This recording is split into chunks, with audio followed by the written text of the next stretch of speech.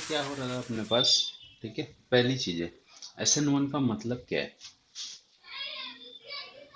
Full form.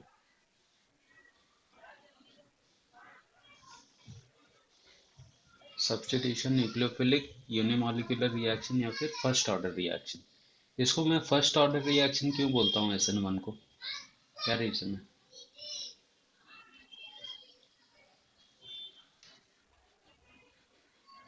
Right, क्योंकि rate जो है वो टर्शरी ब्यूटाइल हैलाइड पे ही डिपेंड करता है, दूसरे मॉलिक्यूल का कोई लेना देना नहीं है, इसी वजह से इसको हम लोग फर्स्ट ऑर्डर बोलते हैं।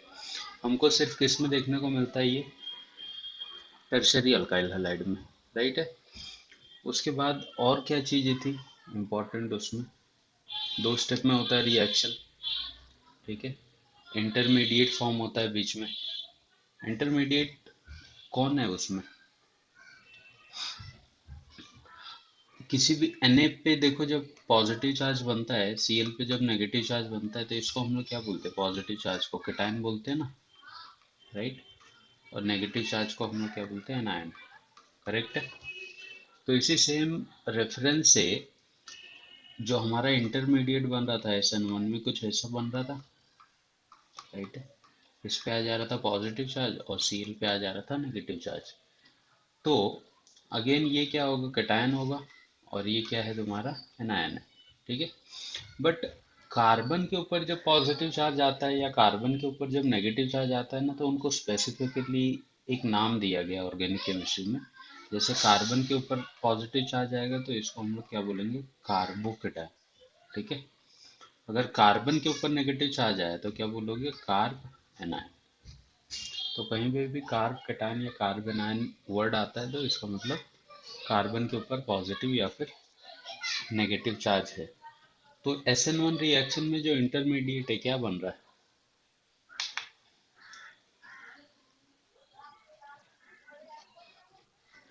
इंटरमीडिएट हम लोग इसको लेके चलेंगे, कार्बोकेटायन को, क्योंकि इसी की वजह से रिएक्शन प्रोसीड हो रहा है। और जब हम लोग ने रिएक्शन का मैकेनिज्म देखा, तो रिएक्शन कितने स्टेप में हुई, दो स्टेप में हुई। एक स्लो स्टेप थी और एक क्या थी, फास्ट स्टेप थी। राइट है। किसी भी रिएक्शन की, वो चाहे एक स्टेप में हो, चाहे मल्टी स्टेप में हो, चाहे हजारों स्टेप में हो, पूरे रिएक्शन की जो सबसे स्लो स्टेप होती है उसी को हम लोग बोलते हैं रेट डिटरमाइनिंग स्टेप। ठीक है। जैसे अगर मैं तुमको बोलूँ कि कोई रिएक्शन ए से डी में कन्वर्ट हो रहा है, इसका मतलब हुआ क्या होगा, ये पहले ए से बी में कन्वर्ट हुआ होगा, फिर बी से सी में कन्वर्ट हुआ होगा, और फिर सी से डी में कन्वर्ट हुआ रहेगा। अगर मैं बोल दूँ ये बी से सी बनने का जो रेट था वो काफ़ी स्लो था, तो इसी स्टेप को हम लोग क्या बोलेंगे, RDS, रेट डिटरमाइनिंग स्टेप। ठीक है। ट्रांजिशन स्टेट तो सारी हैं, but rate determining step is the lowest या slowest step of the reaction. ठीक है। जो स्टेप सबसे स्लो होगी that is the RDS of the reaction. Clear है। एनर्जी प्रोफाइल डायग्राम में मैंने पहले स्लो स्टेप बनाया था, फिर फास्ट स्टेप बनाया था। ठीक है, दो स्टेप में रिएक्शन हो रही थी, इसकी वजह से दो पीक में हम लोग ने ग्राफ को रिप्रेजेंट किया था। मैंने तुमको पहले भी बोला है SN1 SN2 काफ़ी इंपॉर्टेंट टॉपिक्स हैं इस चैप्टर से। स्पेशली 3 मार्क्स में पूछ देगा तो तुमको पूरा डिस्क्रिप्शन लिखना पड़ेगा, ग्राफ भी दिखाना पड़ेगा और मैकेनिज्म भी। बट कभी कभी खाली एनर्जी प्रोफाइल डायग्राम 1 मार्क्स के लिए पूछता है SN1 का या SN2 का। बोलना। हम्म। हम्म।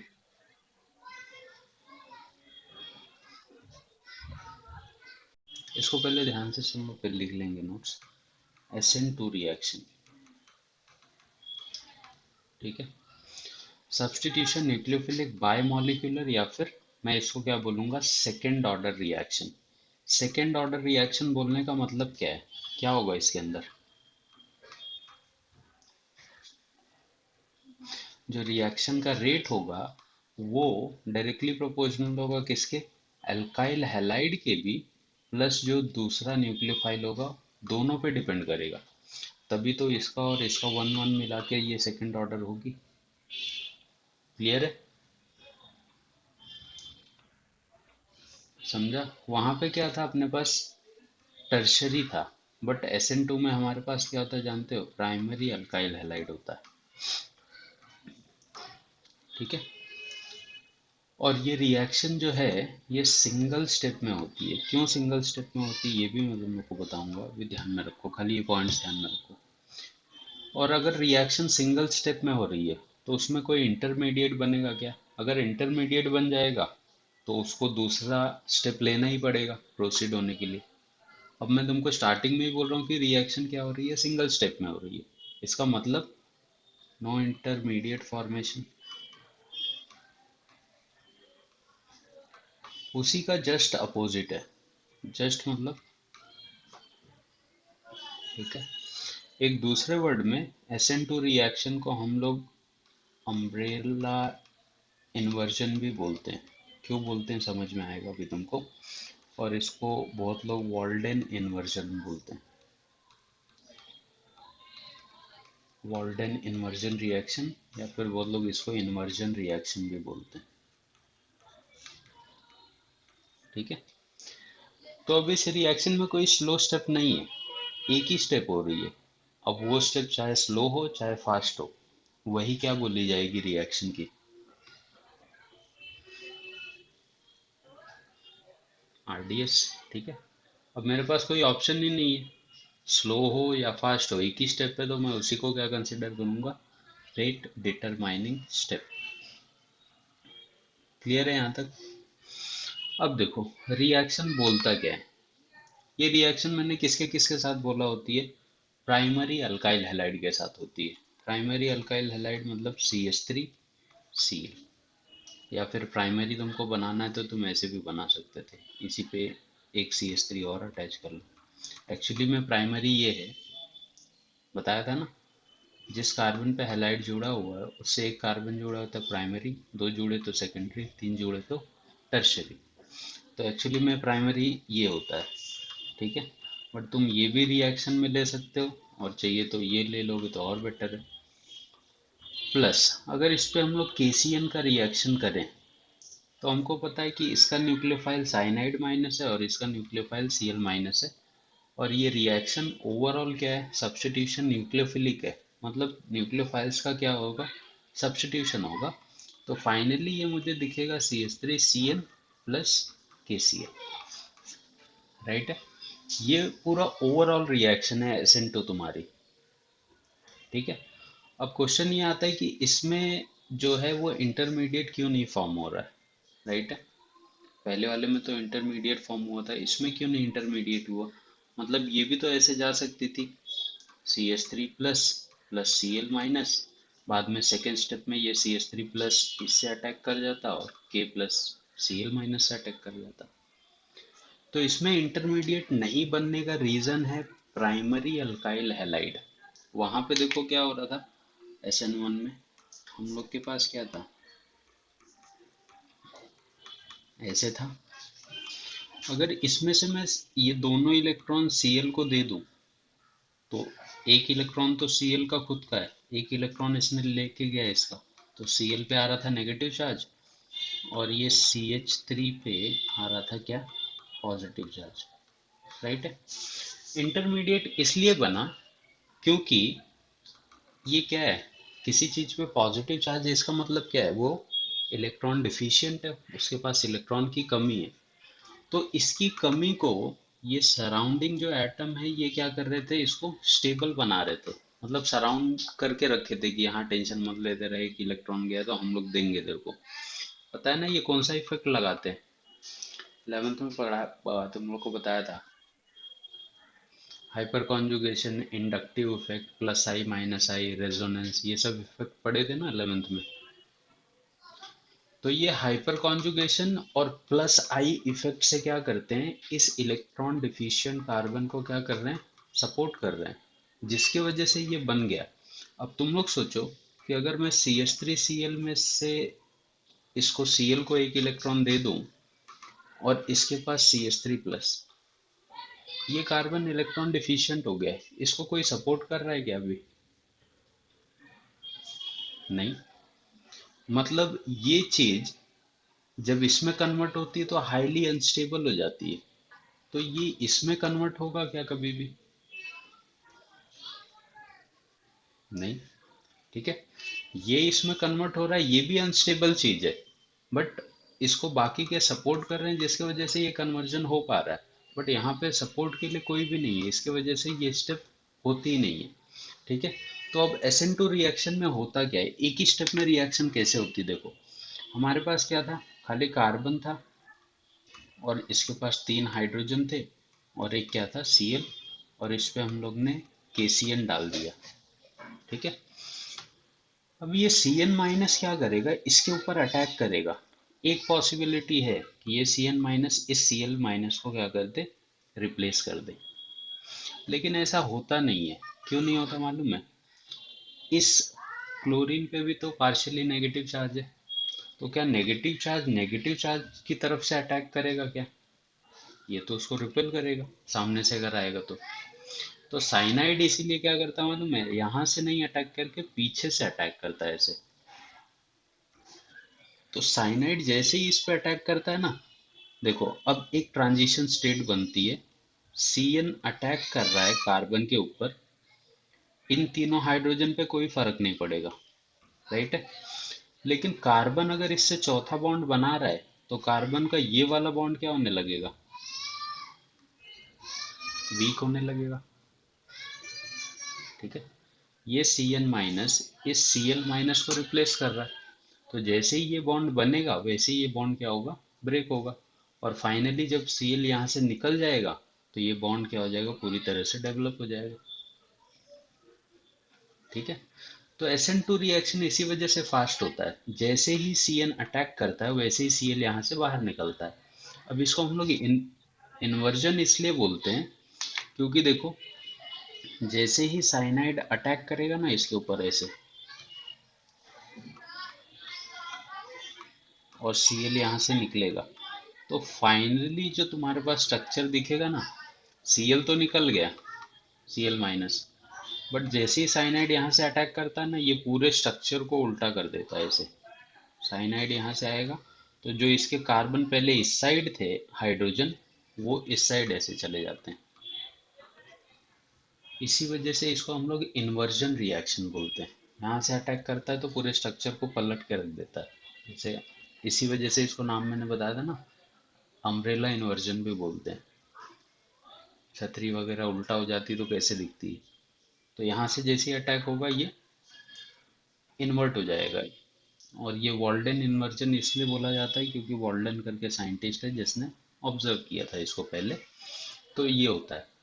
अब हम लोग इसके मैकेनिज्म में हमको कुछ नहीं दिखाना है, क्या दिखाना है तुमको, खाली CH3Cl KCN का जब रिएक्शन होगा तो ये रिएक्शन कैसी होती है, फास्ट रिएक्शन होगी। फास्ट क्यों होगी, जैसे ही Cn अटैक करेगा वैसे ही Cl एक तरफ से बाहर, तो फाइनली CH3Cn प्लस KCl ये बनेगा। इसका स्ट्रक्चर अगर तुमको दिखाना है तो ऐसे दिखाओगे, इन्वर्टेड फॉर्म में।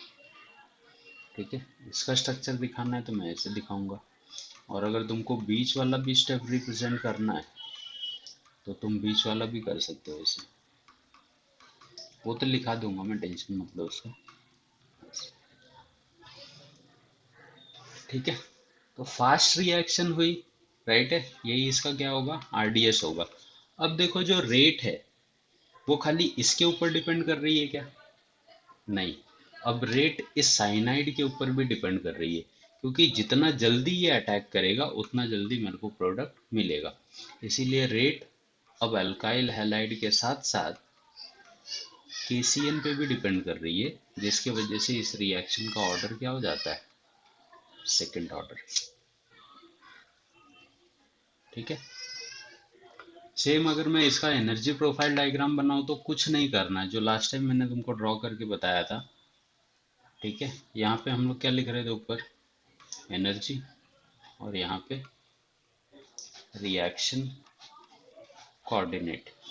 ठीक है, मैंने तुमको लास्ट टाइम भी बोला था रिएक्टेंट को ऊपर बनाओगे क्योंकि अनस्टेबल होते हैं, प्रोडक्ट को लोअर एनर्जी पे बनाओगे। ठीक है, कितनी स्टेप में रिएक्शन है, एक स्टेप में, तो पीक्स कितने बनाना है अपने को, खाली एक, ऐसे बना, एक ही बनेगा। रिएक्टेंट और प्रोडक्ट की एनर्जी डिफरेंस को मैं क्या कैसे रिप्रेजेंट कर रहा था? Delta H. और ये जो एनर्जी लगी रिएक्टेंट को, maximum energy which is required to convert reactant into product, can be represented as क्या? Delta E. ठीक है, ये जो पॉइंट होगा, अब रिएक्शन तो फास्ट हुई है, और इसी को हम लोग दूसरे वर्ड में क्या बोलते हैं? ट्रांजिशन स्टेट या फिर आरडीएस।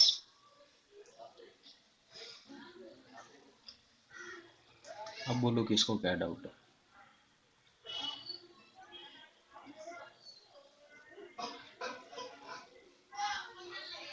जो जो चीजें मैंने तुमको बताई सारी लिखी हुई हैं।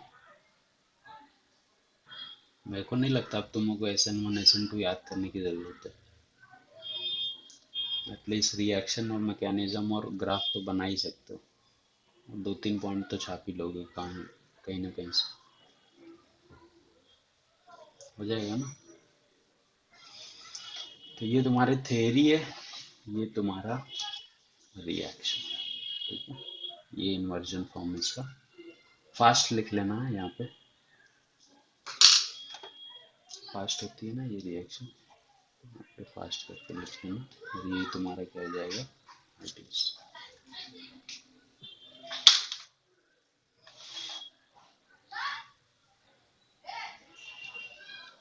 जब हम लोग ने चैप्टर स्टार्ट किया था तो मैंने तुम लोग को बोला था कि जो अपने चैप्टर का नाम है that is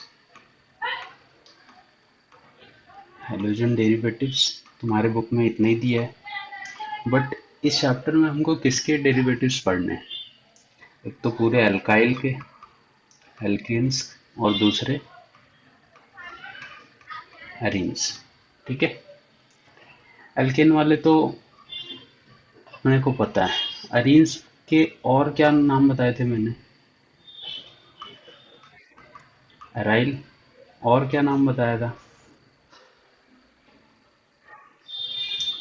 aromatic. Aromatic compound को ही हम लोग क्या बोलते हैं? या तो एराइल बोल सकते हैं या फिर एरीन्स बोल सकते हैं। ठीक है, दूसरा मैंने तुमको ये भी बताया था कि इनको रिप्रेजेंट करने का कोई अलग मेथड नहीं है। जैसे हम लोग अल्काइल हैलाइड को RX लिखते हैं, वैसे हम लोग एरीन हैलाइड को भी क्या लिखेंगे? RX ही लिखेंगे। बट यहाँ पे स्पेसिफाई होगा कि R क्या है, एरीन है। बोला था मैंने चैप्टर के स्टार्टिंग में। ठीक है, तो अभी तक जो हम लोग ने पढ़ा है, राइट, क्या क्या पढ़ा हम लोग ने? सबसे पहले देखो, preparation of alkyl halide, preparation of RX। ठीक है, कैसे बनाया हम लोग ने? हेलोजिनेशन से बनाया। मेथड याद है क्या सारे? एल्कीन से बनाया। एल्कीन में भी मार्कोनिकॉव्स और एंटी मार्कोनिकॉव्स यूज किया। उसके बाद हम लोग ने क्या किया? अल्कोहल से बनाया। फिर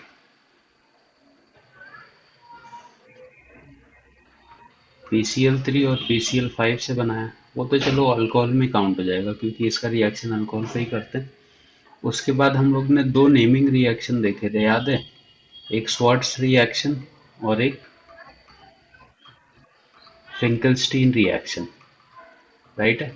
इन दोनों रिएक्शन को हम लोग क्या बोलते हैं, याद है? हेलोजन एक्सचेंज रिएक्शन, राइट है? मैंने तुमको बोला भी था ये रिएक्शन काफी इंपॉर्टेंट है। उसके बाद हम लोग ने देखा था अमोनोलिसिस, राइट है? उसके बाद फॉर्मेशन ऑफ ईस्टर, ईथर।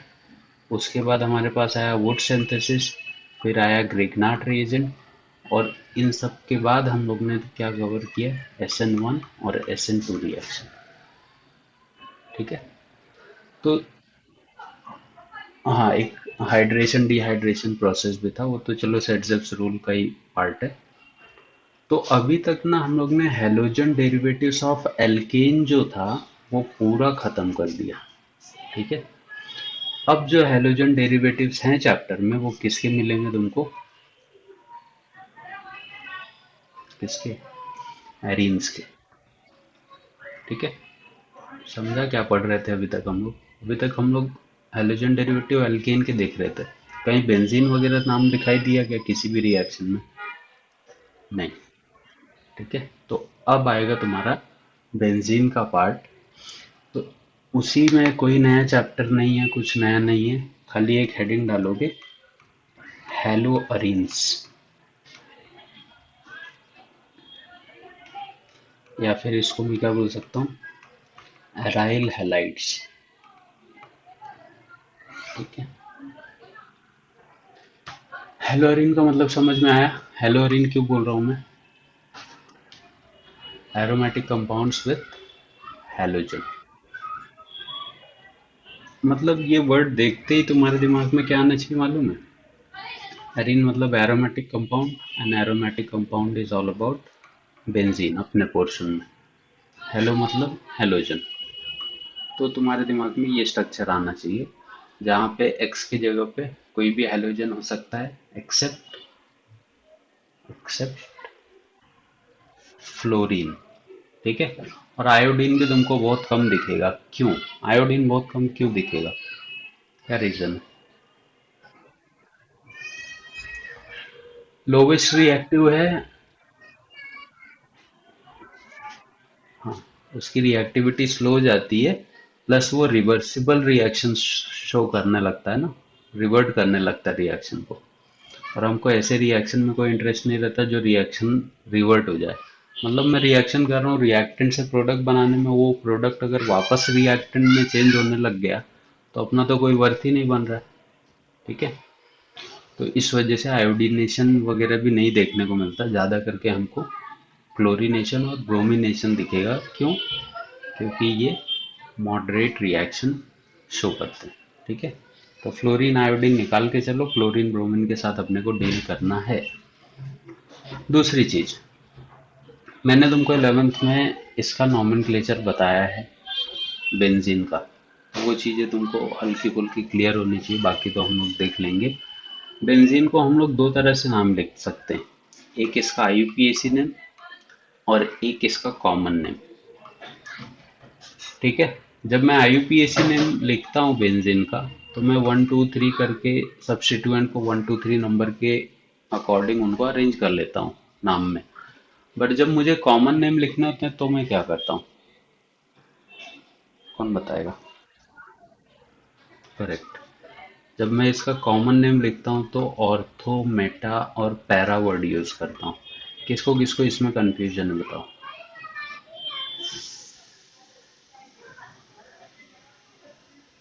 सबको समझ में आता है ऑर्थो, मेटा, पैरा क्या होते हैं? पक्का? कि बता दो एक बार वापस। ठीक है चलो, देखो बेंजीन में क्या होता है, जब हम लोग कॉमन नाम लिखते हैं तो बेंजीन में अगर किसी भी एक पोजीशन पे कोई बड़ा ग्रुप अटैच है, तो इस ये बड़ा वाला जो ग्रुप है ना, ये डिसाइड करता है इसके पोजीशंस। ठीक है, बड़े वाले ग्रुप को छोड़ के जो बाजू वाला कार्बन होगा, इसी को हम लोग क्या बोलेंगे? ऑर्थो। और इसकी इस बाजू वाले को भी क्या बोलेंगे? ऑर्थो। ठीक है, ऑर्थो के बाजू वाला हमेशा क्या होगा? मेटा। इस ऑर्थो के बाजू वाला भी हमेशा क्या होगा? मेटा। और मेटा के बाजू वाले हमेशा क्या होंगे? पैरा। ठीक है, तो ये पोजीशंस होती है, ये अपने को ध्यान में रखना है। जैसे अगर मान लो कहीं पे भी मैं अटैच कर दूं, मैं बोलूं कि यहाँ पे OH है, तो ये दोनों पोजीशन क्या हो गई? ये ऑर्थो हो गया, ये भी ऑर्थो हो गया। ऑर्थो के बाजू वाली क्या हो गई? मेटा। ये भी क्या हो गया? मेटा। और ये क्या हो गया? पैरा। ठीक है, नेक्स्ट, मैंने तुमको एक चीज और बताई थी, ortho, Meta, para, directing, activating और डीएक्टिवेटिंग ग्रुप्स। याद है किसी को? Ortho, Meta, para, directing group करके। हाँ,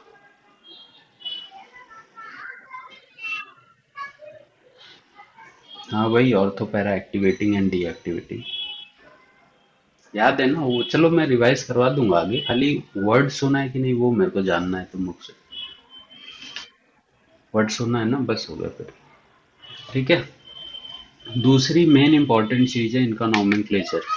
जैसे अगर मान लो मेरे पास, हल्का सा हम लोग रिवाइज करके चल रहे हैं, ओ एच है, यहाँ पे सी एल अटैच है, यहाँ पे सी एल अटैच है। तो प्रेफर्ड तुमको ये है कि तुमको IUPAC नेम आना चाहिए। बट वो लोग कॉमन नेम कैसे देते हैं मालूम है? जैसे एग्जाम में दे देगा तुमको कि ऑर्थो डाइक्लोरोबेंजीन बनाओ। तो उस केस में अपने को पता होना चाहिए कि ऑर्थो पोजीशन क्या होती है। अगर तुमको स्ट्रक्चर दे रहा है तो तुमको IUPAC नाम ही लिखना है, वो ऊपर मेंशन भी करेगा कि IUPAC लिखो। तो हमको पता है बेंजीन में OH है, तो इस पूरे स्ट्रक्चर को हम लोग क्या बोलते हैं? फेनॉल। और काउंटिंग यहीं से चालू होगी। तो ये 1 हो गया, ये 2, ये 3 और ये 4। तो आगे क्या लिखूं मैं?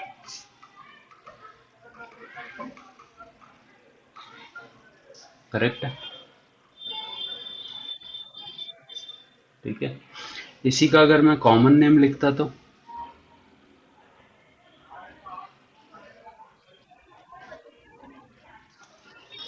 ये देखो, ये फंक्शनल ग्रुप है, तो इसके लिए ये ऑर्थो पोजीशन, ये मेटा और ये पैरा। तो एक क्लोरीन ऑर्थो पे, एक क्लोरीन पैरा पे, तो O, P डाइक्लोरो और फेनॉल। नाम में कुछ बहुत ज़्यादा मेजर चेंजेस नहीं है, खाली ये वर्ड्स आ जाएंगे। जहाँ पे मैं पहले नंबर लिखता था, अब मैं क्या लिख रहा हूँ, कुछ अल्फ़ाबेट्स यूज़ कर रहा हूँ। वो भी कुछ क्या, खाली दो ही तीन है। ठीक है। जैसे अगर मैं तुमको बोलूँ कि M, ट्राई क्लोरोबेंजीन मुझे बनाना है, बना सकते हो क्या इसका स्ट्रक्चर? क्यों नहीं बना सकता? बना सकता हूँ भाई। देखो, बता रहा हूँ ना मैं।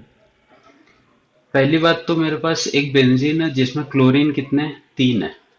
ठीक है। तो अगर एक क्लोरीन में मान लो यहाँ पे बना दूं, तो इसके अकॉर्डिंग ये ऑर्थो हो गया, ये ऑर्थो हो गया, ये मेटा हो गया और ये मेटा हो गया।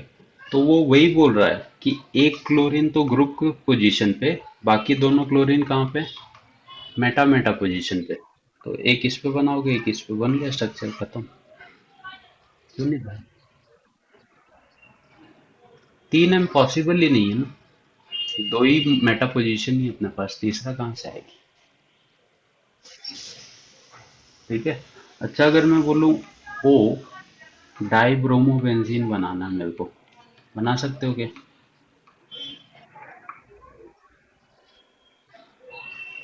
बनेगा? क्या करूँगा मैं? एक बेंजीन का स्ट्रक्चर, डाई ब्रोमो, दो ही ब्रोमो बनाने, तो एक अपने मन से डिसाइड करो, और दूसरा ये खुद बता रहा है किस पे बनाना है अपने को।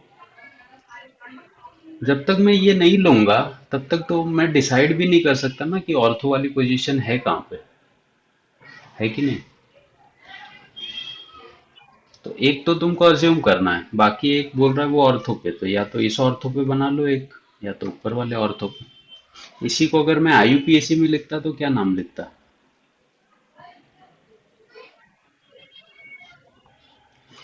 1,2 डाइब्रोमो बेंजीन।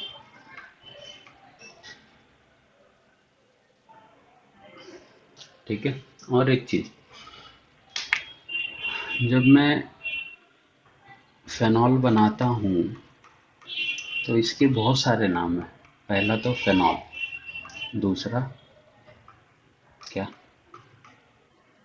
बेंजेनॉल, तीसरा इसको एक नाम होता है कार्बोलिक एसिड। ठीक है। ये नाम एक बार बोर्ड के एग्जाम में यूज कर दिया था और बाकी सब पागल हो गए थे कि ये क्या चीज है। इसको कॉमन नेम है कार्बोलिक एसिड, ये नाम ध्यान में रखना। एक्चुअली कंफ्यूजन इसलिए हो गया था क्योंकि कार्बोनिक एसिड करके एक कंपाउंड होता है, ठीक है, जो होता है HCO3, इसको हम लोग बोलते हैं कार्बोनिक एसिड। और इसी के थोड़ा सा नाम में चेंज है, देखो कार्बोलिक एसिड है, तो फेनॉल को हम लोग कार्बोलिक एसिड भी बोलते हैं, ध्यान में रखोगे। ठीक है।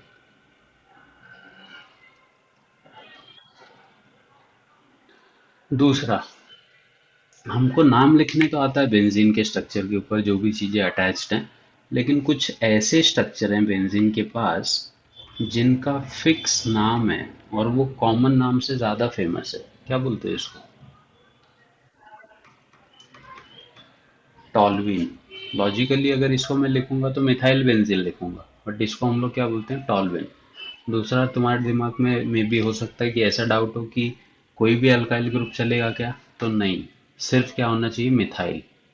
अगर दूसरा आ गया कुछ, मान लो कि यहाँ पे आ गया CH2CH3, तो अब इसको मैं टॉलविन लिख सकता हूँ क्या? नहीं। अब मेरे को क्या लिखना पड़ेगा इसको? Ethyl benzene. ठीक है, तो ये कंफ्यूजन मत रखना। फेनॉल का मैंने तुमको नाम बताया। फेनॉल कॉमन नेम है। बेंजेनॉल इसका IUPAC नेम है। और कार्बोनिक एसिड इसका कॉमन नेम है। ठीक है। दूसरा, ये याद है क्या तुम लोग को? हम लोग ने काफी अच्छे से पढ़ा था, अगर तुम्हारी मेमोरी तेज रहेगी तो बता सकते हो। Very good. इसको हम लोग एनिलीन बोलते हैं। ठीक है।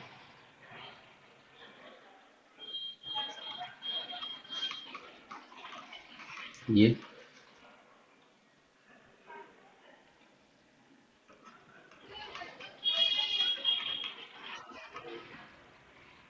इसको एनिसोल बोलते हैं। ठीक है। कौन सा फंक्शनल ग्रुप है इसमें? ईथर है। IUPAC नेम क्या लिखोगे इसको?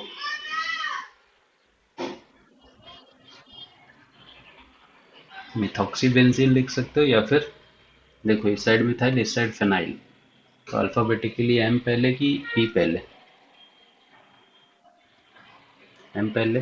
तो मिथाइल फेनाइल ईथर भी लिख सकते हो, या मेथॉक्सी बेंजीन भी लिखोगे तो और अच्छी बात है। ठीक है।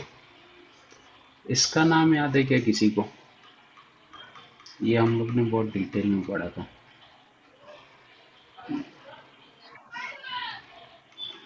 रट्टा मार के रखा है क्या भाई तूने मुझे? चिट बिट लेके बैठा है साथ में। एसिटोफेनॉन। एसीटोन लिख दिया गया यार मैंने। एसिटोफेनॉन है। इंपॉर्टेंट कंपाउंड है, डायरेक्ट ऐसे ही नाम से आते हैं ये एग्जाम्स में भी। लिख रहे हो इसको? फंक्शनल ग्रुप तुम लोग को पता है, राइट? जैसे ये, क्या नाम लिखोगे?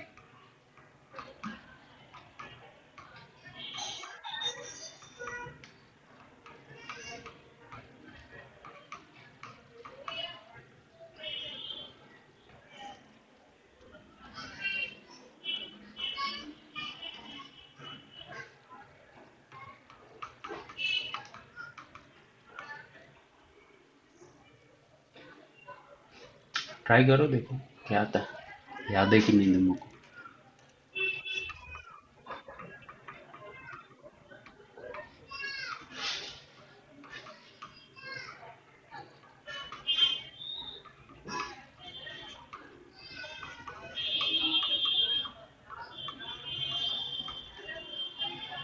चलो फटाफट अपने हिसाब से ट्राई कर लो, फिर मैं बताता हूँ नाम। ठीक है। पहला, आई होप बेंजोइक एसिड या बेंजेनोइक एसिड। दूसरा, बेंजल्डिहाइड। तीसरा मैंने बताया तुमको, बेंजीन सल्फोनिक एसिड। और ध्यान में रखना, सल्फोनिक एसिड सेकंड पे आता है। अगर हम लोग फंक्शनल ग्रुप को देखो, कार्बोक्सिलिक के बाद सेकंड नंबर इसका। नेक्स्ट, कौन सा है इसमें फंक्शनल ग्रुप? चल रही कुछ भी ऐसी तो ईस्टर है। R, C double bond O, O R। तो लास्ट टाइम देखो ईस्टर का नॉमेनक्लेचर मैंने कैसे बताया था? इस ऑक्सीजन पे जो ज्वाइन रहता है वो क्या होता है? ज्वाइनिंग में काउंट होगा। मतलब मिथाइल और ये जो बेंजीन है कार्बन के साथ, ये पेरेंट में काउंट होगी। तो बेंजीन और ईस्टर को क्या लिखते हो? O8 करके बताया था, ऐसे नाम आएगा, मिथाइल बेंजेन O8 करके। ये तो अमाइड है, तो क्या लिखोगे? बेंजीन अमाइड लिख दो इसको डायरेक्ट, या फिर इसको शॉर्ट में बेंजामाइड बोलते हैं। ठीक है। और वो वॉवेल्स वाला रूल सबको याद है ना? A E I O U अगर रिपीट हो रहा है तो आगे वाले अल्फाबेट को ड्रॉप करना पड़ेगा। ईथर है, IUPAC नेम क्या लिखोगे? फेनॉक्सी बेंजीन इसको लिख सकते हो तुम। अगर एक बेंजीन को मैं ऑक्सीजन के साथ ज्वाइनिंग पे लूँ तो फीन और ऑक्सी, फेनॉक्सी बेंजीन, ये हो गया इसका IUPAC नेम। या अगर नॉर्मली लिखना चाहते हो तो डाइफेनाइल ईथर, दोनों भी नाम लिख सकते हो, बट नीचे वाला कॉमन है, ऊपर वाला तुम्हारा IUPAC। ये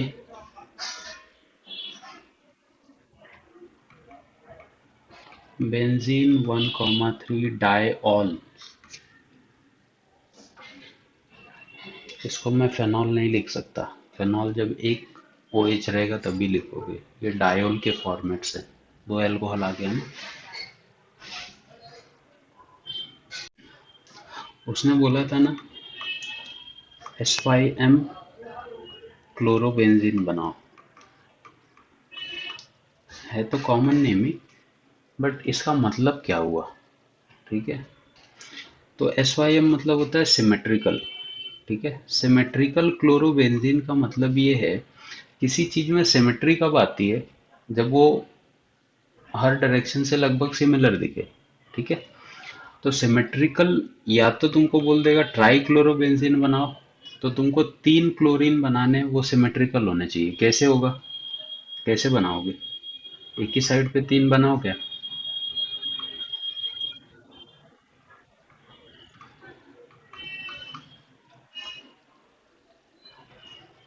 ठीक है।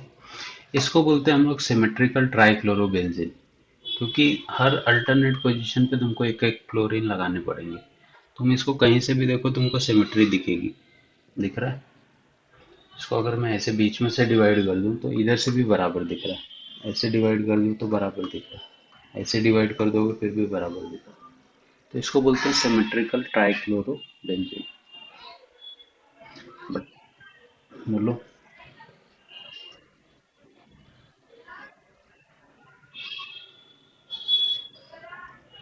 नहीं, जहां से तुम स्टार्ट करोगे, मतलब जैसे ये बेंजीन है, उसको कोई नाम नहीं रहता। अगर यहाँ पे कोई ग्रुप है जिससे मैं स्टार्ट कर रहा हूँ, तो इसको मैं कुछ भी नाम नहीं बोलूंगा।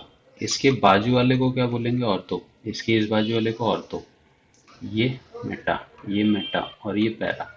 मतलब बेंजीन में जब तुम ऑर्थो मेटा पैरा काउंट करोगे ना, तो दो ऑर्थो, दो मेटा और एक ही पैरा होता है। इसको भी पैरा नहीं कभी भी बोलेंगे हम लोग। ठीक है। इसका IUPAC क्या होगा? और कॉमन क्या लिखोगे ऑर्थो मेटा पैरा के फॉर्म में?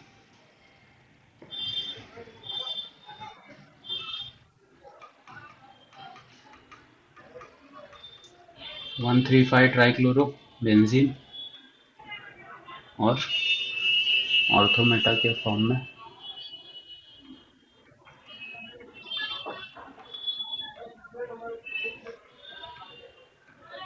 ट्राइक्लोरो आएगा ना, 3 है ना, ग्रुप वाला भी तो है।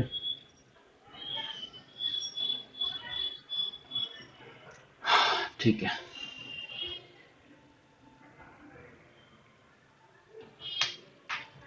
एक चीज मेरे को तुमको और बताना था जो तुमको बहुत यूज आएगी, ध्यान में रखो। फंक्शनल ग्रुप कार्बोक्सिलिक का नाम तुम लोग क्या लिखते हो? और एक सल्फोनिक का तो सल्फोनिक ही लिखते हैं। अल्कोहल का क्या लिखते हो? ऑल। हम अमाइन को? अमाइन। ईथर को ईथर, अमाइड को अमाइड, कीटोन को वन। ये तुम लोग के दिमाग में क्वेश्चन आना चाहिए था, या मे बी आया भी होगा, कि अभी तक तो हम लोग खाली ऐसे स्ट्रक्चर देख रहे थे कि यहाँ पे कोई एक फंक्शनल ग्रुप आ जा रहा था, यहाँ पे हैलाइड आ सकता है, मिथाइल आ सकता है, मतलब कोई आर ग्रुप की ज्वाइनिंग आ सकती है और कोई एक्स ग्रुप की ज्वाइनिंग आ सकती है, या फिर बहुत ज़्यादा कर रहा था तो हम लोग क्या कर रहे थे कि एक बॉन्ड डाल दे रहे थे, एक हैलाइड डाल दे रहे थे, एक अल्काइल डाल दे रहे थे। ठीक है, इतने स्ट्रक्चर का मुझे एक्सपीरियंस है, इसका भी मैं नाम लिख सकता हूँ, इसका भी लिख सकता हूँ, मेरे को प्रेफरेंस ऑर्डर पता है, काउंटिंग ऑर्डर पता है, नाम कैसे लिखना वो भी पता है। ज्वाइनिंग को पहले लिखना, फिर पेरेंट चेन को, फिर फंक्शनल ग्रुप को, बॉन्डिंग वगैरह कैसे अरेंज करनी सब पता है। बट कभी तुम लोग ने ये सोचा कि अगर मेरे पास कोई ऐसा स्ट्रक्चर आ जाए जिसमें दो अलग अलग फंक्शनल ग्रुप हों, तो इसको हम लोग कैसे नाम देखेंगे?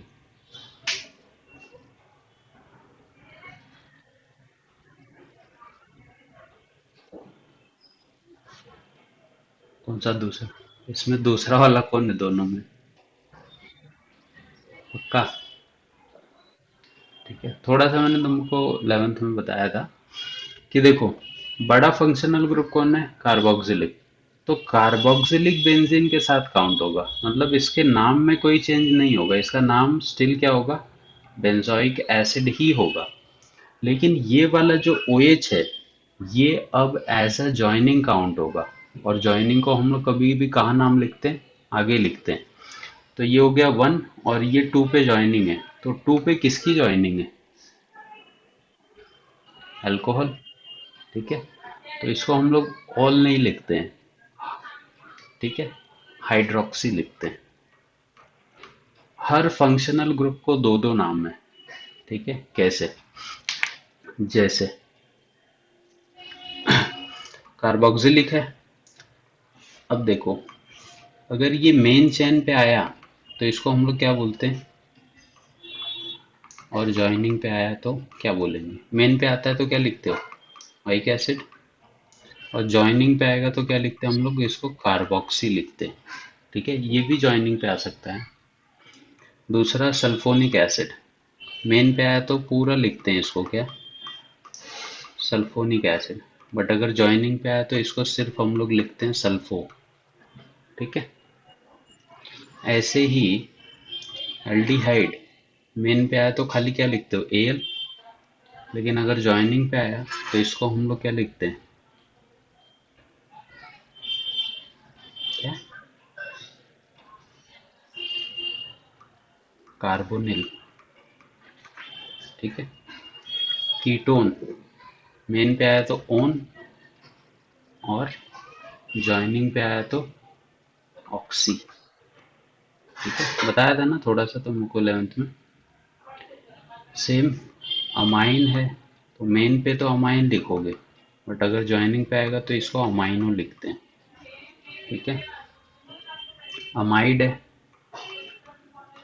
तो मेन पे तो अमाइड ही लिखते हो, बट ज्वाइनिंग पे इसको कार्बामोइल लिखते हैं। ठीक है, फिर अल्कोहल, मेन पे आया तो OL, ज्वाइनिंग पे आया तो हाइड्रोक्सी। इतने एटलीस्ट याद रखो, ये कुछ कॉमन है जो अपने को पता होने चाहिए।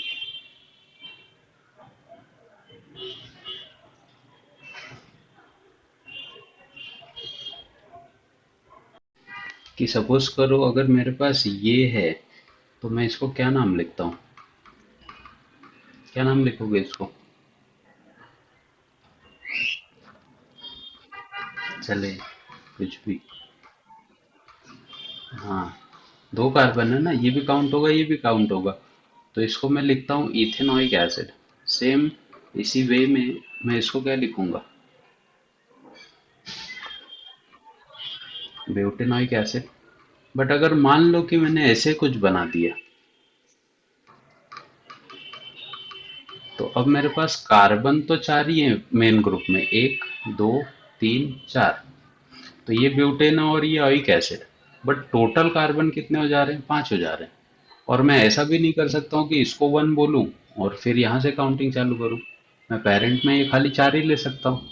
प्लस कार्बोक्सिलिक भी है, जिसमें मैं इसका कार्बन काउंट ही नहीं कर सकता किसी भी साइड से। तो ऐसे कंडीशन पे हम लोग क्या यूज करते हैं, कार्बोर्ड यूज करते हैं। मतलब ये क्या हो जाएगा तुम्हारा, साइक्लोब्यूटेन, और वन पे कार्बोक्सिलिक एसिड के नाम में कार्बोर्ड आता है, मालूम है। तो इस कंडीशन में हमको कार्बोक्सिलिक का पूरा नाम लिखना पड़ता है, कार्बोक्सिलिक। तो कार्बोर्ड का ये मतलब होता है कि फंक्शनल ग्रुप में जो भी फंक्शनल ग्रुप आ रहा है कंपाउंड में, उसका मैं कार्बन नहीं काउंट कर रहा हूँ, इसके वजह से कार्बोर्ड डाल रहा हूँ।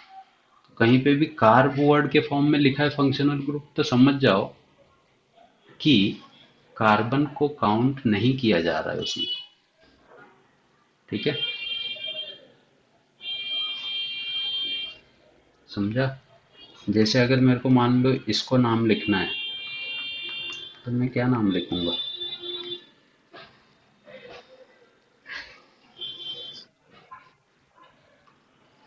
साइक्लोपेंटेन।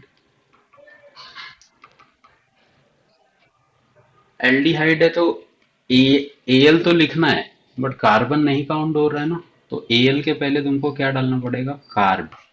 या इसको पूरा तुम कार्बन डिहाइड भी लिख सकते हो, कोई दिक्कत नहीं है। तो कार्बोर्ड का यूज यहाँ पे आता है। याद आया कुछ।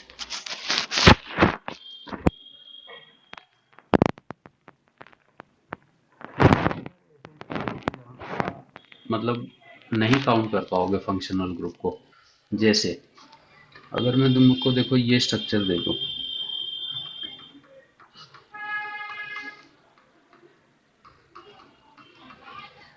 तो क्या करोगे तुम।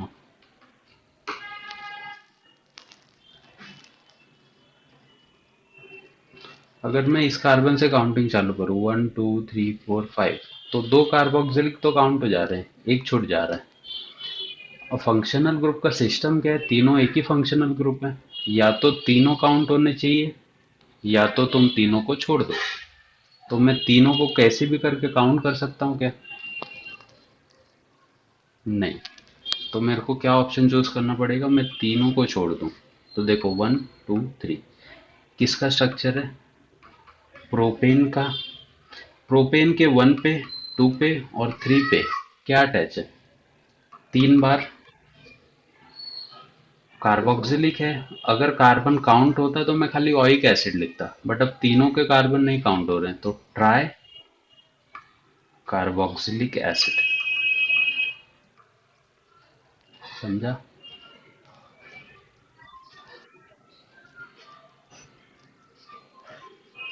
तो ये छोटे मोटे चीजें जो तुमको टेक्स्ट बुक में दिखेंगी, कहीं पे कार्ब के फॉर्म में लिखा होता है, कहीं कहीं डायरेक्ट लिखा होता है, तो उनके पीछे ये रीजंस होते हैं।